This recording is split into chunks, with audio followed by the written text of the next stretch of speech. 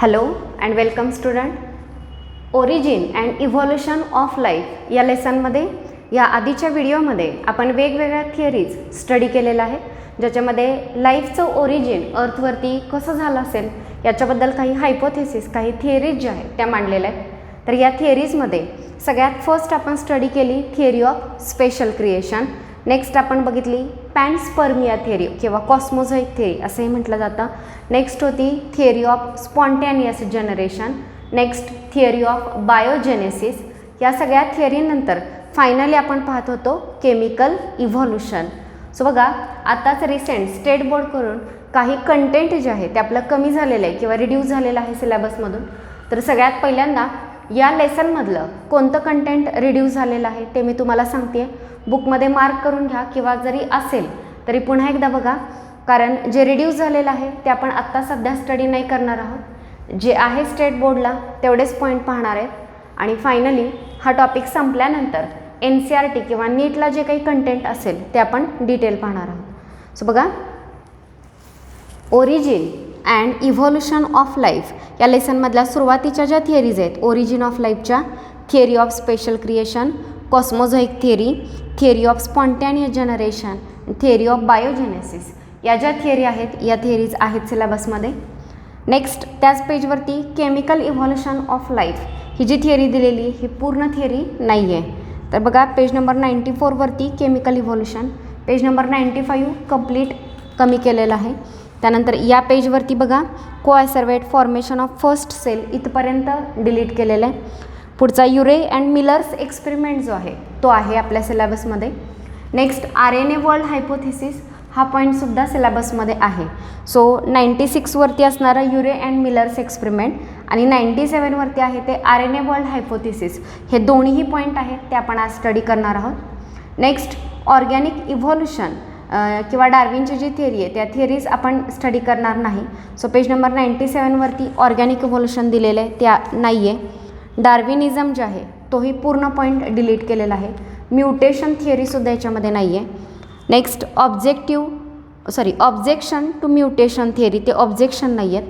Next page number 100वरती modern synthetic theory of evolution जी दिलेली आहे ही थिअरी सगळी आहे सिलेबसमध्ये. नेक्स्ट बघा, ही theory complete modern synthetic theory जी आहे तिथपासून 100वरती स्टार्ट झालं. 101 ते पूर्ण पेज आहे. 102 हे सुद्धा आहे. 103वरती मेकॅनिझम ऑफ ऑर्गॅनिक इव्हॉल्युशन हा जो 5.7 पॉईंट आहे तो नाही आहे. सो तो पॉईंट कंप्लीट नाही आहे. पेज नंबर 104वरती हे जे ग्राफ दिलेले आहेत हे सुद्धा सिलेबसमध्ये आपल्या नाही आहेत, हेही कट केलेले आहेत. नेक्स्ट हार्डी-विनबर्ग प्रिन्सिपल, हे एक महत्त्वाचं प्रिन्सिपल किंवा याच्यावरती दरवर्षी नीटला क्वेश्चन विचारला जातोच, मात्र यावर्षी ते स्टेट बोर्डमधून कमी केलेलं आहे. सो हे पण आपण स्टडी करणार नाही. नेक्स्ट इव्हिडन्सेस किंवा ऑर्गॅनिक इव्हॉल्युशनसाठी काही पुरावे जे आहेत ते याच्यामध्ये सांगितलेले आहेत, हे प्रूफसुद्धा कोणतंही आपण स्टडी करणार नाही आहे. सो पेज नंबर जे आपण 106, 107, 108, 109 याच्यामधलं कोणतंही नाही आहे. 1010 नाही, 111 तेही नाही आहे, 112 हे पण नाही. नेक्स्ट बघा, ह्युमन इव्हॉल्युशन 113 पेजवरती दिलेलं आहे. तर हे ह्युमन इव्हॉल्युशन हे सगळं आहे. 114वरती जो चार्ट दिलेला आहे तोही स्टडी करायचा आहे आणि 115. तर हे सगळे पॉईंट आहेत. म्हणजे याच्यामध्ये आता आपल्याला किती पॉईंट स्टडी करायचे आहेत? तर एक Urey and Miller's experiment, second study करायचं आहे RNA world hypothesis. RNA world hypothesis नंतर नेक्स्ट आपल्याला पाहायचं आहे ते म्हणजे modern synthetic theory. Modern synthetic थिअरीनंतर कोणतेही इव्हिडन्सेस नाही आहेत, डायरेक्ट ह्युमन बिंगचं इव्हॉल्युशन आहे. सो इन शॉर्ट ओव्हरऑल आपल्याला याच्यामध्ये 4 पॉईंट जे आहेत ते स्टडी करायचे आहेत इथून पुढे. त्याच्यामधला first Urey and Miller's experiment आपण स्टार्ट करणार आहोत. पण हा जो एक्सपेरिमेंट आहे तो या आधीच्या थिअरीला प्रूफ म्हणून किंवा इव्हिडन्स म्हणून हा जो एक्सपेरिमेंट आहे तो रन केलेला आहे. मग या आधीची थिअरी कुठली? तर केमिकल इव्हॉल्युशनची जी थिअरी आहे ती थिअरी या आधीच्या व्हिडिओमध्ये तुम्ही ती थिअरी स्टडी केलेली आहे, जरी सिलेबसला नसली तरी ती आपली झालेली आहे. मात्र ती थिअरी तुम्हाला माहिती पाहिजे तर हा एक्सपेरिमेंट तुम्हाला समजणार आहे. तर फर्स्ट जी आपण थिअरी सांगितली होती थिअरी ऑफ स्पेशल क्रिएशन, तुम्हाला माहिती आहे ही थिअरी ऑफ स्पेशल क्रिएशन याच्यामध्ये सांगितलेलं आहे की अर्थवरती जी लाईफ आहे किंवा ही जी अर्थ आहे ती काही सुपरनॅचरल पॉवरनी क्रिएट केलेली आहे. मात्र या थिअरीला कोणताही एव्हिडन्स जो आहे तो नाही आहे. त्यानंतरची सेकंड थिअरी आपण बघितली कॉस्मोझोइक थिअरी किंवा पॅन्सपर्मिया थिअरी, आणि याच्यामध्ये सांगितलेलं आहे अर्थवरती जे लाईफ आहे ते दुसऱ्या प्लॅनेटवरून आलेलं आहे in the form of spores. स्पोरच्या फॉर्ममध्ये हे जे लाईफ आहे ते अर्थवरती आलेलं आहे. तर त्याला आपण कॉस्मोझोइक थिअरी किंवा पॅन्सपर्मिया थिअरी असं म्हटलेलं आहे. Next theory of spontaneous generation. याच्यामध्ये सांगितलेलं आहे की स्पॉन्टेनियस जनरेशनमध्ये नॉन लिव्हिंग मटेरियलपासून स्पॉन्टेनियसली लिव्हिंग ऑर्गॅनिझम जे आहेत ते तयार झालेले. मात्र ही जी थिअरी आहे ह्या थिअरीला डिस्प्रूव्ह करणारे आपण 2 एक्सपेरिमेंट पाहिले, रेडीज एक्सपेरिमेंट आणि पाश्चर एक्सपेरिमेंट, लुईस पाश्चर, आणि यांनी त्यांच्या एक्सपेरिमेंटद्वारे प्रूव्ह केलं की नॉन लिव्हिंगपासून लिव्हिंग ऑर्गॅनिझम फॉर्म होत नाहीत. सो ती थिअरी डिस्प्रूव्ह झालेली आहे. नेक्स्ट आहे theory of biogenesis. Theory of बायोजेनेसिसमध्ये सांगितलेलं आहे की लिव्हिंग ऑर्गॅनिझमपासून लिव्हिंग ऑर्गॅनिझम अराईज होतात. सो आधी जे लिव्हिंग ऑर्गॅनिझम आहेत त्यांच्यामध्ये रिप्रोडक्शन होऊन नवीन लिव्हिंग ऑर्गॅनिझम जे आहेत ते फॉर्म होतील. मात्र ही जी थिअरी आहे ती लाईफचं कंटिन्युएशन सांगते की अर्थवरती लाईफ कंटिन्युअस कशी आहे. मात्र या अर्थवरती first living organism, first cell कशी फॉर्म झाली असेल हे या थिअरीमध्ये सांगता आलेलं नाही. In short, theory of biogenesis explain continuation of life but cannot explain origin of life. लाईफचं कंटिन्युएशन सांगता येतं या थिअरीमध्ये, पण लाईफ ओरिजिनेट कशी झाली आहे हे सांगितलेलं नाही. तर या सगळ्या थिअरीज आहेत तुमच्या सिलेबसमध्ये. तर नेक्स्ट जी थिअरी आहे केमिकल इव्हॉल्युशन ऑफ लाईफ, जी ओपॅरिन आणि हॅल्डेन यांनी सांगितलेली जी थिअरी आहे, तर ही थिअरी आपण या आधीच्या व्हिडिओमध्ये स्टडी केलेली आहे.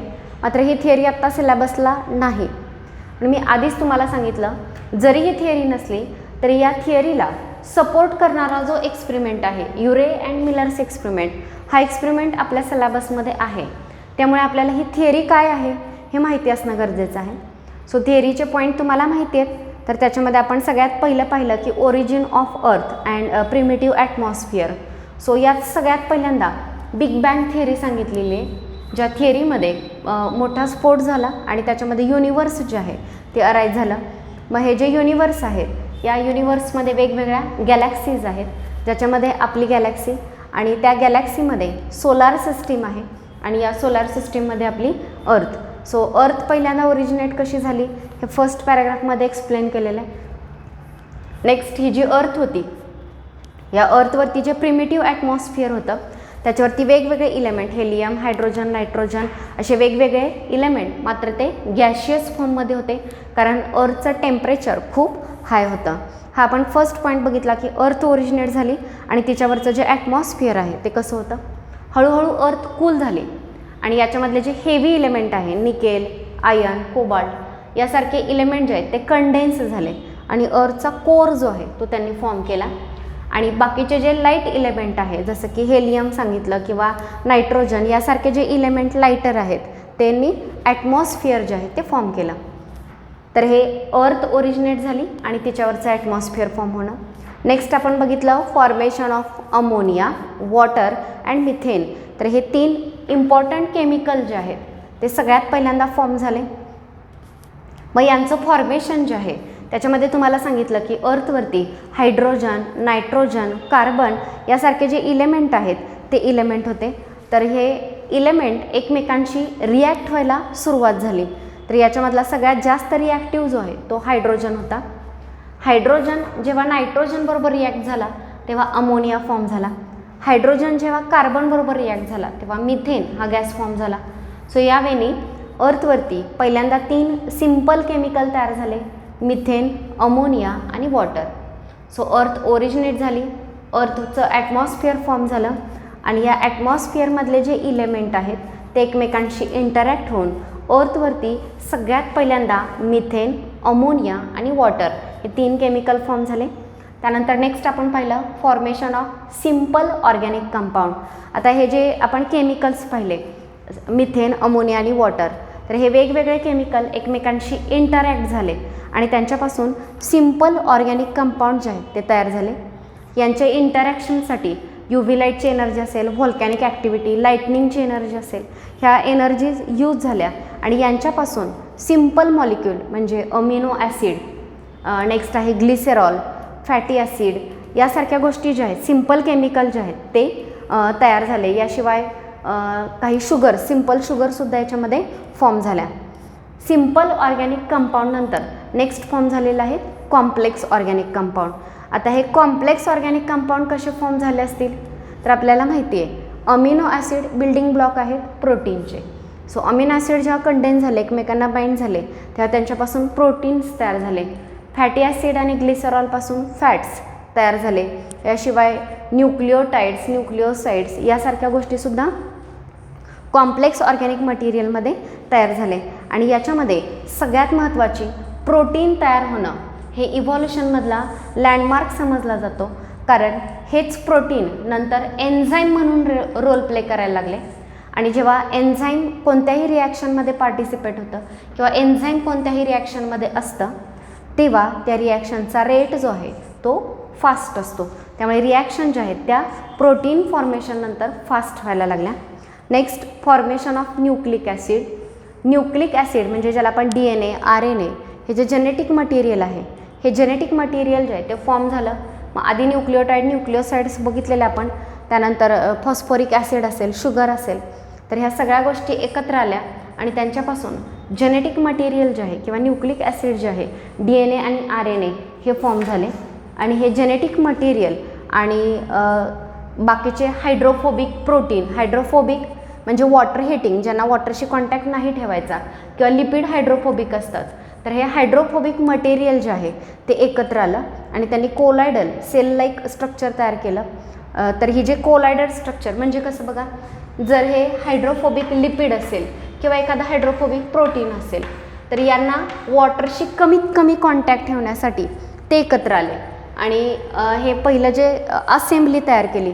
तर या असेंब्लीच्या आतमध्ये यांनी काही मटेरियल एन्व्हायरमेंटमधून घेतलं, त्यामुळे ते साईजमध्ये ग्रो व्हायला लागले. त्यानंतर हे ब्रेक झाले, म्हणजे जशी एखादी सिंगल सेल बडिंग झाल्यानंतर तिच्यापासून 2 सेल तयार होतात, त्या पद्धतीनं हे ब्रेक होऊन 2 पार्टसुद्धा याचे फॉर्म झाले. इन शॉर्ट लाईफचे जे काही कॅरेक्टरिस्टिक आहेत ते याच्याकडे यायला लागले, म्हणजे ग्रोथ असेल किंवा डिव्हाइड होणं असेल. तर यावेळी फर्स्ट सेल लाईक मटेरियल जे आहे ते तयार झालं आणि याच्यापासूनच फर्स्ट सेल जी आहे ती फॉर्म झाली. तर याच्यामध्ये RNA, DNA आणि त्याच्या बाजूला असणारं हायड्रोफोबिक मटेरियल आणि वेगवेगळ्या गोष्टींपासून फर्स्ट सेल जी आहे ती अर्थवरती तयार झाली. सो यावेळी हे जे केमिकल इव्हॉल्युशन आपण बघितलं, या इव्हॉल्युशनमध्ये काय काय सांगितलं की अर्थच्या ॲटमॉस्फिअरमध्ये जे काही लाईट इलेमेंट होते ते इंटरॅक्ट होऊन काय तयार झालं, मिथेन, अमोनिया, वॉटर. हे मिथेन, अमोनिया, वॉटर एकत्र येऊन काय तयार झाले, सिम्पल ऑर्गॅनिक कंपाऊंड. त्यांच्यापासून काय तयार झाले, complex organic compound. Next nucleic acid form झालं. नेक्स्ट ते सेल लाईक मटेरियल मी तुम्हाला सांगितलं ज्याला प्रोटोबायंट किंवा कोॲसर्वेट असं सुद्धा म्हटलं जातं, तर ते कोॲसर्वेट फॉर्म झाले, कोलायड स्ट्रक्चर तयार झालं आणि याच्यापासूनच फर्स्ट सेल जी आहे ती तयार झाली. आता ही जी थिअरी आहे हे हायपोथेसिस मांडलेले की असं झालं असेल, प्रत्यक्षात कसं झालं इव्हॉल्युशन हे पाहणारे कोणी नव्हते. मग आता हे जे केमिकल इव्हॉल्युशनची थिअरी मांडलेली आहे ओपॅरिन हॅल्डेन यांनी, तर या थिअरीला प्रूफ म्हणून एक एक्सपेरिमेंट जो आहे तो परफॉर्म केला गेला आणि तो जो एक्सपेरिमेंट आहे त्याला युरे अँड मिलर्स एक्सपेरिमेंट असं म्हटलं जातं. मग आता हा जो एक्सपेरिमेंट आहे युरे अँड मिलर्स एक्सपेरिमेंट, सो या एक्सपेरिमेंटमध्ये काय सांगितलेलं आहे हे आपण स्टडी करणार आहोत. सो सगळ्यात first Urey and Miller. So first जे आहेत ते स्टॅनली मिलर आणि त्यांचे जे टीचर आहेत युरे, तर हे 2 सायंटिस्ट जे आहेत यांनी हा एक्सपेरिमेंट परफॉर्म केला. So Miller and Urey perform this experiment. Okay, experimental evidence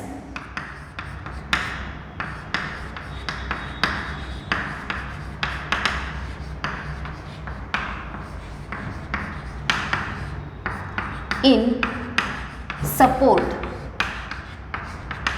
of chemical evolution. So chemical इव्हॉल्युशनची जी थिअरी आपण आता पाहिली, तर त्या थिअरीच्या सपोर्टमध्ये हा युरे अँड मिलर एक्सपेरिमेंट जो आहे तो एक्सपेरिमेंट परफॉर्म केला गेला. युरे आणि मिलर या 2 सायंटिस्टनी परफॉर्म केलेला हा एक्सपेरिमेंट आहे. आता हा जो एक्सपेरिमेंट आहे याची एक डायग्राम मी बोर्डवरती ड्रॉ केलेली आहे. तर ही एक ग्लास असेंब्ली आहे किंवा ग्लासचं बनलेलं हे एक ॲपॅरेटस आहे जे या एक्सपेरिमेंटमध्ये यूज केलं गेलं. सो या एक्सपेरिमेंटमध्ये एक ग्लास ॲपॅरेटस यूज केलं गेलं आणि हे जे ग्लास ॲपॅरेटस आहे यालाच स्पार्क डिस्चार्ज असेंब्ली असं सुद्धा म्हटलं जातं किंवा स्पार्क डिस्चार्ज ॲपॅरेटस असं सुद्धा म्हटलं जातं. सो इथपर्यंत मी 3 पॉईंट सांगितले. हा जो आपण एक्सपेरिमेंट पाहतोय हा कसला एक्सपेरिमेंट आहे तर केमिकल इव्होल्युशनची जी थिअरी आहे त्याला प्रूफ की येस याच वेळी फर्स्ट सेल तयार झाली असेल ह्याला सपोर्ट करणारा हा एक्सपेरिमेंट आहे. हा परफॉर्म कोणी केलेला आहे युरे अँड मिलर या 2 सायंटिस्टनी. या एक्सपेरिमेंटमध्ये एक ग्लास ॲपॅरेटस यूज केलं गेलं आणि हे जे ग्लास ॲपॅरेटस आहे यालाच स्पार्क डिस्चार्ज ॲपॅरेटस असं सुद्धा म्हटलं जातं. मग आता याच्यामध्ये जो एक्सपेरिमेंट परफॉर्म केला गेला हा काय होता बघा. सगळ्यात पहिल्यांदा हे जे ग्लास ॲपॅरेटस दिसते याच्यामध्ये एक बॉइलिंग वॉटर असणार एक चेंबर दिसते ज्याच्यामध्ये पाणी गरम होत ठेवलेलं आहे किंवा उकळतं ठेवलेलं आहे. नेक्स्ट ही एक ट्यूब आहे. ही ट्यूब पुन्हा एका सर्क्युलर चेंबरला कनेक्ट केलेली आहे ज्याच्यामध्ये 2 इलेक्ट्रोड्स आहेत आणि त्यांच्यामध्ये कार्बन स्पार्क जो आहे तो क्रिएट केलेला आहे. पुढे त्याला एक ट्यूब कनेक्ट आहे आणि या ट्यूबच्या बाजूला हा जो आहे तो कंडेन्सर आहे जो आतमधले जे वॉटर व्हेपर आहेत त्यांना कूल करेल. आणि फायनली इथं यू शेपचा ट्यूब दिसते याच्यामध्ये एक लिक्विड कलेक्ट झालेलं आहे. तर ही सगळी जी असेंब्ली आहे सगळ्यात पहिल्यांदा स्टरिलाइज केली गेली. First apparatus is sterilized and इव्हॅक्युएटेड.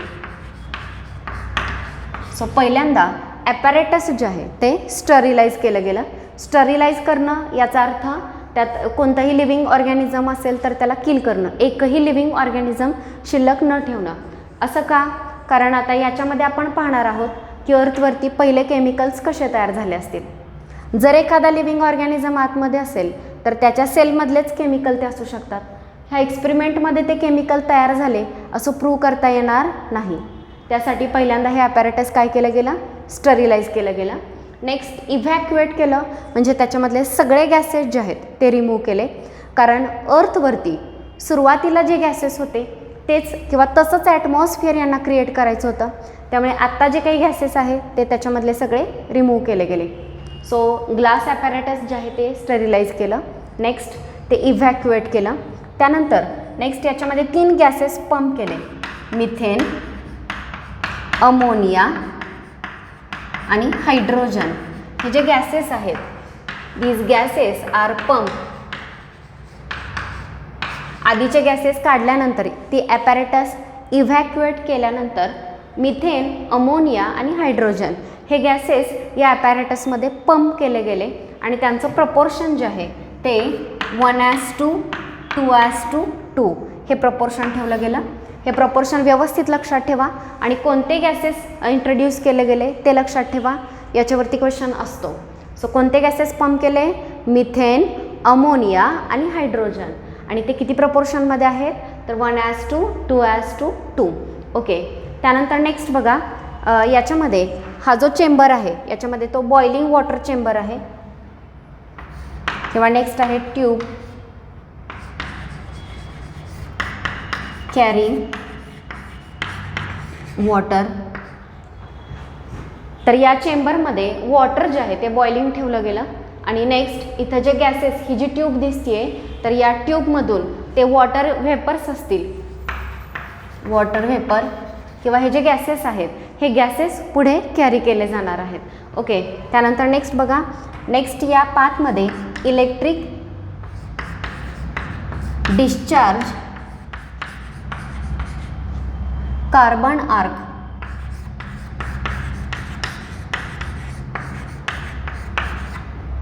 Electric discharge carbon arc spark जो आहे म्हणजे इथं 2 इलेक्ट्रोड घेतलेले आहेत कार्बनचे आणि त्याच्यामध्ये स्पार्किंग केलं गेलं आणि ते जे स्पार्किंग आहे याने कशाचं मिमिकेशन केलं किंवा कशाची मिमिक्री केली, तर आपण पाहिलं की इव्होल्युशनमध्ये सुरुवातीला अर्थवरती जेव्हा वेगवेगळे केमिकल्स एकमेकांशी रिॲक्ट झाले, तर त्या रिॲक्शनसाठी कोणती एनर्जी यूज केली गेली, तर लाईटनिंगची एनर्जी.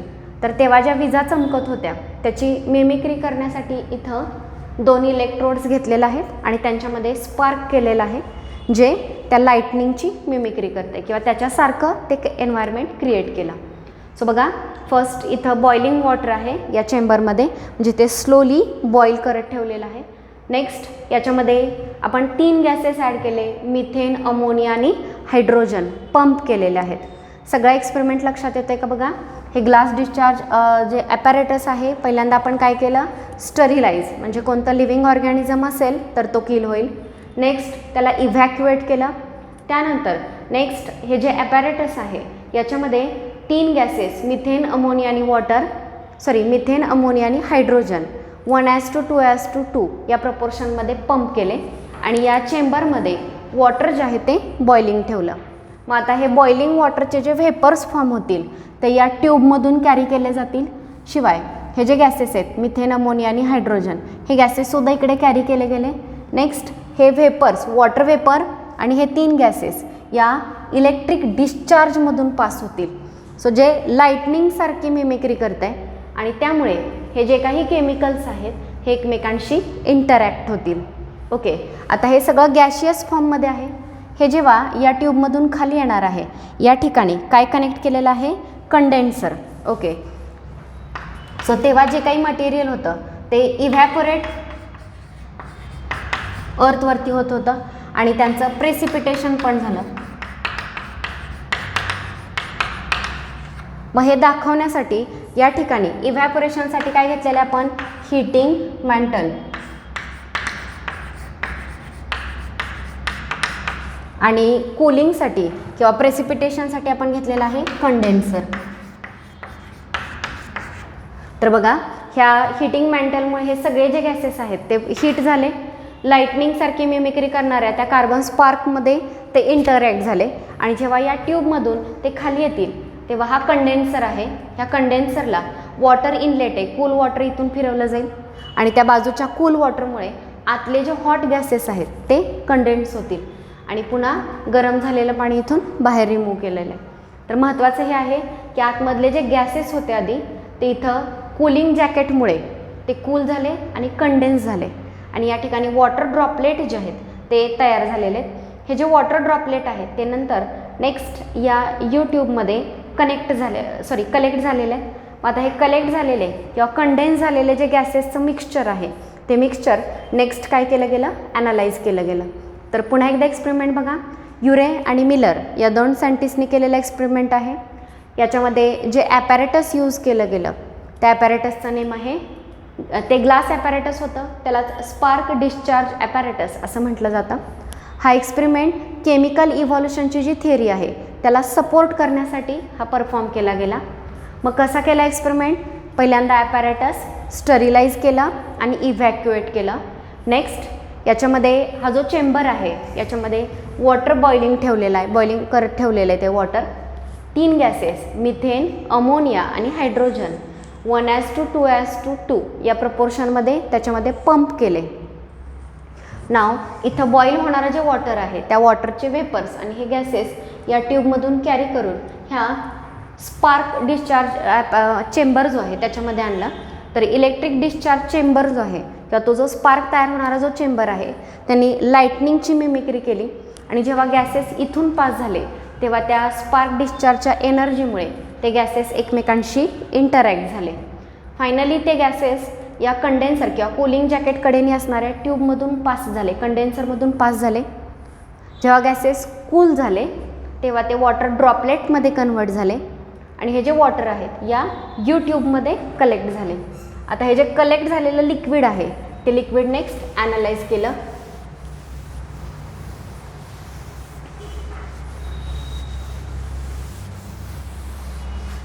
सो नेक्स्ट बघा, mixture of gases exposed to electric discharge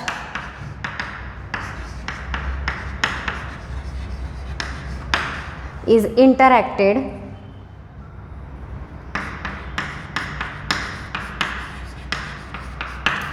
interact झालं. नेक्स्ट आपण काय केलं, हे कंडेन्स केलं. कंडेन्सरमधून कंडेन्स केल्यानंतर गॅसेसचं मिक्सचर कुठे कलेक्ट केलेलं आहे, लिक्विड कलेक्ट केलं त्या यूट्यूबमध्ये आणि कलेक्ट करून नेक्स्ट त्याला ॲनालाइज केलं. जेव्हा त्याचं ॲनालिसिस केलं गेलं म्हणजे हे याच्यामध्ये जे काही लिक्विड कलेक्ट झालेलं आहे त्याच्यामध्ये काय आहे, त्यात केमिकलचं जर ॲनालिसिस केलं तेव्हा असं लक्षात आलं ते जे मिक्सचर आहे त्याच्यामध्ये काय आहेत, simple organic compound. Simple organic compound त्याच्यामध्ये आहेत, जसं की युरिया, अमिनो ॲसिड,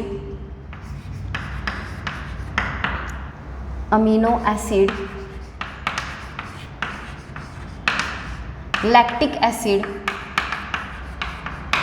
यासारखे जे केमिकल्स आहेत ते त्याच्यामध्ये फाइंड झाले. सो बघा, एक्सपेरिमेंट करताना सुरुवातीला आपण काय घेतलं होतं, boiling water, methane, ammonia, hydrogen यासारखे गॅसेस हे सगळे इंटरॅक्ट झाले आणि इंटरॅक्शन नंतर आपल्याला याच्यामध्ये काय काय मिळालं, युरिया, अमिनो ॲसिड. आपण अमिनो ॲसिड घेतलं नव्हतं, अमोनिया घेतला होता. मात्र त्या केमिकलच्या रिॲक्शनमध्ये अमिनो ॲसिड तयार झालं, लॅक्टिक ॲसिड तयार झालं. तर यासारखे सिम्पल ऑर्गॅनिक कंपाऊंड जे आहेत ते तयार झाले. सो इन शॉर्ट, अर्थवरती लाईफ कसं सुरू झालं असेल तर अर्थवरती जे काही केमिकल्स होते ते केमिकल्स एकमेकांशी इंटरॅक्ट झाले आणि त्यांच्या इंटरॅक्शनमध्ये वेगवेगळे ऑर्गॅनिक कंपाऊंड तयार झाले आणि हे ऑर्गॅनिक कंपाऊंडच आपल्या लाईफचं काय आहे, बिल्डिंग ब्लॉक आहे. तुम्हाला माहिती आहे, तुम्ही बायोकेमिस्ट्री स्टडी केलेली आहे. आपली सेल जर आपण चेक केली, बघितली तर ती बनली आहे कशापासून, तुम्ही अगदी सगळं चेक करू शकता. त्याचं मेम्ब्रेन लिपिडपासून बनलेलं आहे. सायटोप्लाझममध्ये वॉटर आणि बाकीच्या वेगवेगळ्या गोष्टी असतात. न्यूक्लिअर मेम्ब्रेन पुन्हा लिपिडपासून, न्यूक्लियस म्हणजे पुन्हा जेनेटिक मटेरियल आलं, DNA, RNA या सगळ्या गोष्टी, प्रोटीन्स आहेत. इन शॉर्ट, जर हे केमिकल्स तयार झाले तर या केमिकल्सपासून फर्स्ट सेल जी आहे ती अर्थवरती तयार झाली असेल. सो यावेळी युरे आणि मिलर यांनी केमिकल इव्हॉल्युशनला सपोर्ट करणारा हा एक्सपेरिमेंट केला.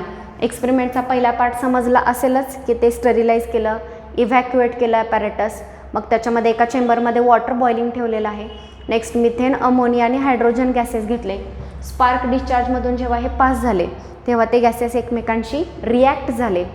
रिॲक्ट झालेले काही जे काही केमिकल्स असतील ते गॅशियस फॉर्ममध्ये होते, ते कंडेन्सरमधून पास केले. पास झाल्यानंतर लिक्विड फॉर्ममध्ये आले.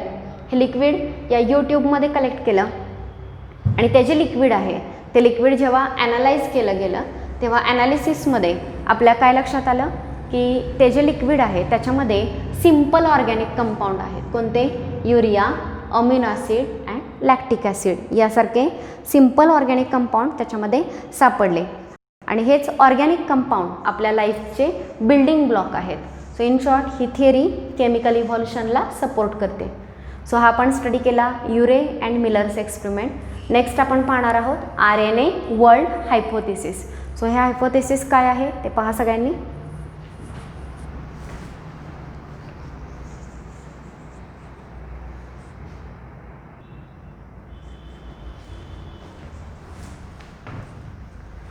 नाव RNA वर्ल्ड हायपोथेसिस आपण स्टार्ट करतोय.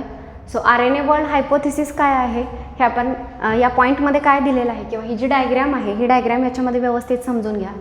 बघा, ओपॅरिन अँड हॅल्डन थिअरी, आपण थिअरी थोडीफार स्टडी केलेली. तर ही ओपॅरिन आणि हॅल्डनची जी थिअरी आहे ती थिअरी आणि हिला सपोर्ट करणारा जो एक्सपेरिमेंट आहे युरे अँड मिलर्स एक्सपेरिमेंट हा आपण आत्ता स्टडी केला. हे दोन्ही काय सांगतात, this gives origin of life from non living to living. हे दोन्ही गोष्टी, ओपॅरिन हॅल्डनची थिअरी नॉन लिव्हिंग मटेरियलपासून लिव्हिंग ऑर्गॅनिझम कसे फॉर्म झाले असतील आणि याच्या सपोर्टमध्ये हा एक्सपेरिमेंटसुद्धा आपण पाहिला. सो हे दोन्ही स्ट्रॉंगली काय सांगतायत की नॉन लिव्हिंग मटेरियलपासून लिव्हिंग ऑर्गॅनिझम जे आहे ते ओरिजिनेट झाले. आता कोणत्याही लिव्हिंग ऑर्गॅनिझमला, एखादी सेल आहे तिला जर अलाइव्ह राहायचं असेल, सर्वाईव्ह व्हायचं असेल तर तिच्याकडं काय असणं गरजेचं आहे, stable genetic material and cellular machinery. ह्या दोन गोष्टींची रिक्वायरमेंट आहे. स्टेबल जेनेटिक मटेरियल म्हणजे आता DNA स्टेबल जेनेटिक मटेरियल आहे. आता जेनेटिक मटेरियलकडे कोणत्या कॅरेक्टरिस्टिक असल्या पाहिजेत, फर्स्ट, जेनेटिक मटेरियलकडे सेल्फ रेप्लिकेशनची ॲबिलिटी असली पाहिजे. 2, हे मटेरियल स्टेबल असलं पाहिजे. स्टेबल असलं पाहिजे म्हणजे लगेचच डिजनरेट नाही झालं पाहिजे, तर ते स्टेबल असलं पाहिजे. त्यानंतर थर्ड जे कॅरेक्टरिस्टिक पाहिजे ते म्हणजे अगदीच रिजिड पण नको, तर या जेनेटिक मटेरियलमध्ये थोडंफार म्युटेशन झालं पाहिजे, कारण जर म्युटेशन झाले तरच इव्हॉल्युशन किंवा चेंजेस जे आहेत ते चेंजेस होतात आणि त्या चेंजेसमध्येच इव्हॉल्युशन होतं. तर यासारख्या कॅरेक्टरिस्टिक असणारं जेनेटिक मटेरियल जे आहे ते मटेरियल असलं पाहिजे आणि त्याच्यासाठी असणारी सेल्युलर मशिनरी असली पाहिजे. ह्या 2 गोष्टी असतील तरच सेल जी आहे ती सर्वाईव्ह होऊ शकते. मग आता फर्स्ट सेल कशी फॉर्म झाली हे सांगितलं गेलं. मात्र जेनेटिक मटेरियल जे आहे त्याच्याबद्दल सुरुवातीला जे जेनेटिक मटेरियल आहे ते आत्ता आपण पाहतो की DNA हे जेनेटिक मटेरियल आहे आपला, पण सुरुवातीला RNA वर्ल्ड हायपोथिसिसमध्ये सांगितलेलं आहे की सुरुवातीला RNA हेच मेन जेनेटिक मटेरियल होतं. मग या थिअरीमध्ये काय सांगितलेलं आहे ते आपण पाहतोय. तर बघा, अल्टमन आणि सेज हे जे सायंटिस्ट आहेत त्यांच्या लक्षात आलं की RNA जे आहेत ते बायोकॅटॅलिस्ट म्हणून काम करतात आणि हे जे डिस्कवरी आहे की RNA कॅटॅलिस्ट म्हणून काम करतात. तुम्हाला माहिती आहे प्रोटीन कॅटॅलिस्ट म्हणून काम करतात, रिॲक्शनचा रेट वाढवतात आणि जे प्रोटीन रिॲक्शनचा रेट वाढवतात त्यांनाच आपण काय म्हणतो, एन्झाईम. तसं काही RNA पण आहेत जे रिॲक्शनचा रेट वाढवतात म्हणजेच कॅटॅलिस्ट म्हणून काम करतात. तर असे जे RNA आहेत ते बायोकॅटॅलिस्ट म्हणून काम करत आहेत हे सगळ्यात पहिल्यांदा अल्टमन आणि सेज या 2 सायंटिस्टनी डिस्कवर केलं आणि ही जी डिस्कवरी आहे ती या RNA वर्ल्ड हायपोथिसिसला सपोर्ट करते. मग आता हायपोथिसिस काय आहे ते आपण पाहतोय. तर असं मानलं जात होतं किंवा हायपोथिसिसमध्ये सांगितलेलं आहे की सुरुवातीची जी लाईफ आहे ती कम्प्लिटली RNA या जेनेटिक मटेरियलवरती डिपेंड होती. तेव्हा DNA हे जेनेटिक मटेरियल नव्हतं. मग आता कोणतंही हायपोथिसिस किंवा थिअरी जेव्हा आपण मांडतो तेव्हा त्याला काहीतरी प्रूफ किंवा पुरावे सांगावे लागतात. मग आता काय प्रूफ आहेत बघा. अर्ली लाईफ कोणत्या जेनेटिक मटेरियलवरती डिपेंड होती, तर RNA या जेनेटिक मटेरियलवरती. मग आता बघा, कोणतीही सेल घ्या, सेलमध्ये RNA जो आहे तो अबंडंट असतो. तुम्ही स्टडी केलेला आहे mRNA, rRNA, tRNA असे वेगवेगळ्या टाईपचे RNA तुम्हाला माहिती आहेत. सो बऱ्यापैकी सगळ्या सेलमध्ये RNA हे जेनेटिक मटेरियल असतं. नेक्स्ट, हा जो RNA आहे त्या RNAमध्ये सुरुवातीला स्टेप नंबर 1 बुकमध्ये दिलेलं नाही, त्या ठिकाणी तुम्ही फक्त मेन्शन करा. So step number 1 RNA evolution. जे काही केमिकल्स होते सुरुवातीला त्यांच्यापासून सगळ्यात पहिल्यांदा RNA हा जो आहे तो तयार झाला असेल. हे स्टेप नंबर 1मध्ये आहे RNA इव्हॉल्युशन किंवा RNA फॉर्मेशन.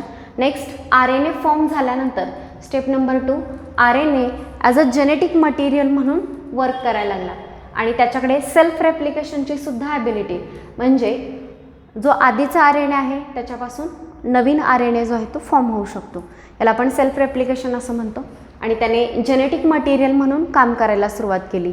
याशिवाय हा जो RNA आहे तो कॅटॅलिस्ट म्हणून सुद्धा काम करायला लागला आणि त्याने प्रोटीन सिंथेसिसला सुरुवात केली.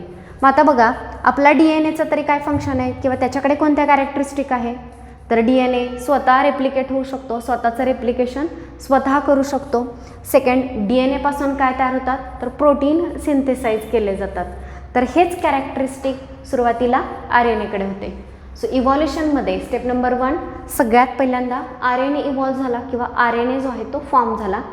Step number 2 RNA as a genetic material म्हणून काम करायला लागला आणि ह्याच RNAने प्रोटीनचं सिंथेसिस कॅटलाइज केलं. आता बघा, RNA सेलमध्ये असतो, त्यानंतर सेकंड थिंग RNA कॅटलाइज करतो रिॲक्शन. याचे रायबोझाईम हे एक एक्झाम्पल आहे. ते बऱ्याच सेलच्या न्यूक्लियसमध्ये रायबोझाईम प्रेझेंट असतं, म्हणजे त्या ठिकाणी RNA हा कॅटलिस्ट आहे. म्हणजे RNA as a enzyme it is called as ribozyme. तर ते याशिवाय रायबोझोम्स तुम्हाला माहिती आहे, तुम्ही शिकलाही असाल, DNA पासून mRNA तयार केला जातो. mRNAवरती जेव्हा रायबोझोम्स अटॅच होतात तेव्हा त्या रायबोझोमच्या मदतीनं त्या mRNA मधला कोड रीड केला जातो आणि प्रोटीन तयार केले जातात. सो इन शॉर्ट रायबोझोम जो आहे त्याच्यामुळे काय कॅटलाइज होतं, प्रोटीन सिंथेसिस. मग आता हा रायबोझोम कोणापासून बनलेला आहे, तर तो पुन्हा RRNA पासून बनलेला आहे. सो बघा RRNA काय करू शकतो किंवा RNA काय करू शकतो, प्रोटीन सिंथेसिस कॅटलाइज करू शकतो. सो यावेळी RNAने जेनेटिक मटेरियलच्या सगळ्या कॅरेक्टरिस्टिक दाखवल्या. मुलांनो मी आधीच तुम्हाला कॅरेक्टरिस्टिक सांगितल्या. जेनेटिक मटेरियलच्या कोणत्या कॅरेक्टरिस्टिक पाहिजेत, फर्स्ट त्याच्याकडे सेल्फ रेप्लिकेशनची ॲबिलिटी असली पाहिजे, सेकंड ते स्टेबल असलं पाहिजे, थर्ड त्याच्यामध्ये म्युटेशन झालं पाहिजे किंवा म्युटेशन झालं तरच इव्हॉल्युशन होऊ शकतं. इन द सेम वे ह्या RNAकडे सेल्फ रेप्लिकेशनची ॲबिलिटी होती, तो DNA सारखाच सेम कोड करतो किंवा DNA सारखंच त्याचं स्ट्रक्चर आहे, तर जेनेटिक मटेरियल म्हणून काम करायला सुरुवात केली. याशिवाय याने प्रोटीन सिंथेसिससुद्धा कॅटलाइज केलं. सो यावेळी सुरुवातीचं जे लाईफ आहे ते लाईफ कोणत्या जेनेटिक मटेरियलवरती डिपेंड करत होतं, RNA या जेनेटिक मटेरियलवरती डिपेंड करत होतं. नेक्स्ट स्टेप नंबर 4, इव्हॉल्युशनमध्ये मे बी या RNAमध्ये म्युटेशन झाले असतील, चेंजेस झाले असतील आणि या RNAपासूनच डबल स्टँडर्ड DNA तयार झाला असेल, जो जास्त स्टेबल आहे, RNAपेक्षा जास्त स्टेबल जेनेटिक मटेरियल आहे. तर बघा मग आता RNAचा रोल काय आहे, तर आता सध्या RNA मिडल पर्सन म्हणून काम करतो आहे. DNAचा जो कोड आहे तो mRNAमध्ये येतो आणि याच्यापासून काय फॉर्म केले जातात, प्रोटीन्स तयार केले जातात. सो यावेळी आधी RNAपासूनच सगळं फंक्शन होतं, मात्र इव्हॉल्युशनमध्ये RNAपासून जास्त स्टेबल जेनेटिक मटेरियल म्हणजे DNA तयार झाला. DNA हा मास्टर टेम्पलेट तयार झाला. ह्या DNAपासूनच RNA तयार होतो आणि या RNAपासूनच प्रोटीन जे आहेत ते तयार होतात. आधी RNAच जेनेटिक मटेरियल होता आणि RNAच प्रोटीन सिंथेसिस कॅटलाइज करत होता किंवा कॅटलिस्ट म्हणून काम करत होता. आता DNA हे जेनेटिक मटेरियल आहे. आधी काय होतं, RNA जेनेटिक मटेरियल होतं, आता DNA हे जेनेटिक मटेरियल आहे. आधी RNAच कॅटलिस्ट म्हणून काम करत होता, आता या RNAपासून प्रोटीन तयार होतात आणि हे प्रोटीन कॅटलिस्ट म्हणून काम करतात. सो हे आहे RNA वर्ल्ड हायपोथेसिस. मी RNA वर्ल्ड हायपोथेसिस पुन्हा एकदा रिपीट करते. ओपॅरन हॅल्डन थेरी आणि युरे अँड मिलर एक्सपेरिमेंट या सगळ्यामध्ये काय लक्षात आलं की लाईफचं ओरिजिन जे आहे ते नॉन लिव्हिंग मटेरियलपासून झालेलं आहे. मग ह्या लाईफला जर सर्वाईव्ह व्हायचं असेल तर स्टेबल जेनेटिक मटेरियलची गरज आहे. मग हे जे जेनेटिक मटेरियल आहे ते सुरुवातीच्या लाईफमध्ये RNA हेच जेनेटिक मटेरियल होतं आणि ही सांगणारी जी थेरी आहे तिला आपण काय म्हणतोय, RNA वर्ल्ड हायपोथेसिस. मग RNA वर्ल्ड हायपोथेसिस काय आहे, तर सगळ्यात सुरुवातीला RNA इव्हॉल्व झाला. हाच RNA जेनेटिक मटेरियल म्हणून काम करायला लागला. हाच RNA जो आहे तो प्रोटीन सिंथेसिससुद्धा कॅटलाइज करत होता आणि या RNAवरती इनिशियल लाईफ जी आहे ती डिपेंड करत होती. इव्हॉल्युशनमध्ये या RNAमध्ये चेंजेस झाले आणि त्याच्यापासूनच डबल स्टँडर्ड DNA हे स्ट्रक्चर फॉर्म झालं. आता RNAचं फंक्शन काय आहे, तर तो मिडल पर्सन आहे. DNA पासून RNA तयार होतो आणि RNAपासून प्रोटीन तयार होतात. सो सध्या DNA हे मेन जेनेटिक मटेरियल आहे आणि कॅटलिस्ट म्हणून काम करणारे जे आहेत ते प्रोटीन्स आहेत. मग याला सपोर्ट करणारे वेगवेगळे इव्हिडन्सेस सांगितलेले आहेत, जसं की अल्टमन आणि सेच यांना काय लक्षात आलं की RNA जो आहे तो कॅटलिस्ट म्हणून काम करत. मग हायपोथेसिस काय आहे की RNAनं प्रोटीन सिंथेसिस कॅटलाइज केलं आणि अल्टमन आणि सेच यांच्या काय लक्षात आलं की RNA काय आहेत, बायो कॅटलिस्ट आहेत. नेक्स्ट हे जे डिस्कवरी आहे ती RNA वर्ल्ड हायपोथेसिसला सपोर्ट करते आणि पुढे जी थिअरी आहे ती मी तुम्हाला एक्सप्लेन केलेली आहे.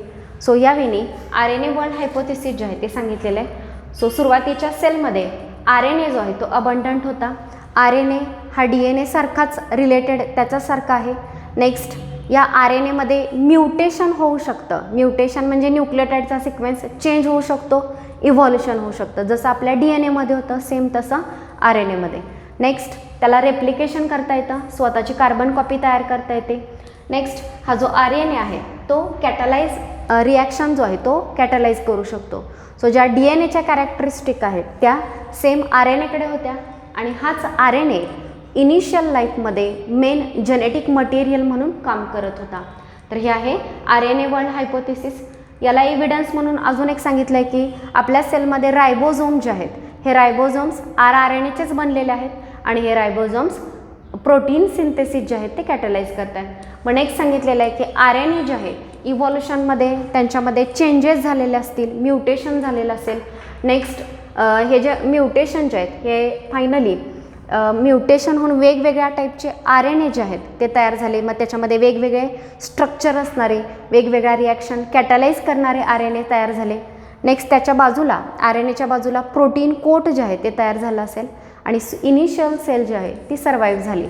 मात्र in due course of time, बऱ्याच टाईम पिरियडनंतर तोच RNA DNA मध्ये डेव्हलप झाला आणि आता DNA हे मेन जेनेटिक मटेरियल आहे. सो मुलांनो, RNA वर्ल्ड हायपोथिसिस याच्यामध्ये तुम्हाला एवढंच लक्षात ठेवायचं आहे, इनिशियल लाईफमध्ये मेन जेनेटिक मटेरियल काय होतं? RNA. जेनेटिक मटेरियलकडे असणाऱ्या सगळ्या कॅरेक्टरिस्टिक त्याच्याकडे होत्या, म्हणजे तो सेल्फ रेप्लिकेशन करू शकत होता, त्याच्यामध्ये म्युटेशन होऊ शकत होतं, इव्हॉल्युशन होऊ शकत होतं आणि तो प्रोटीन सिंथेसिससुद्धा कॅटलाइज करू शकत होता. So this is about RNA world hypothesis. तर नेक्स्ट जे आहे मॉडर्न सिंथेटिक थिअरी ती आपण नेक्स्ट लेक्चरमध्ये स्टडी करणार आहोत. आजच्या लेक्चरमध्ये आपण इथेच थांबतो आहे. थँक्यू.